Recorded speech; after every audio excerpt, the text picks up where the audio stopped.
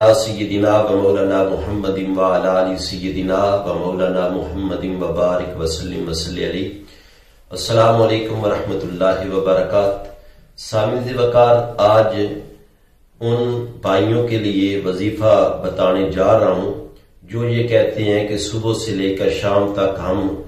اپنے کاروبار اپنی دکان پہ بیٹھتے ہیں اور کوئی گاہک نہیں آتا، ہماری سیل نہیں ہو رہی۔ تو ان کے لیے بڑا ہی بہترین وظیفہ ہے اور آزمایا ہوا وظیفہ ہے۔ اگر بندہ یہ وظیفہ خلوص نیت سے وہ احباب کریں گے تو انشاءاللہ تبارک و تعالی اللہ تعالی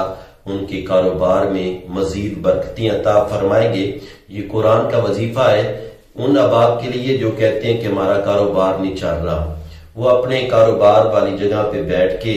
یا اپنے گھر میں بیٹھ کے جب سورج طلوع ہو رہا ہو، سورج نکل رہا ہو تو سورج کے سامنے بیٹھنا ہے اور سورج کے سامنے بیٹھ کے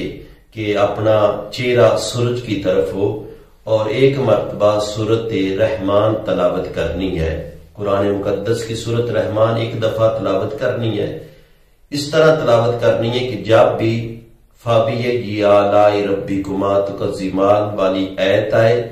اپنی شہادت انگلی اٹھا کے سورج کی طرف کرنی ہے اور اپنا چہرہ بھی سورج کی طرف کرنا ہے۔ جس وقت بھی جتنی بار بھی یہ آیا کریمہ آئے،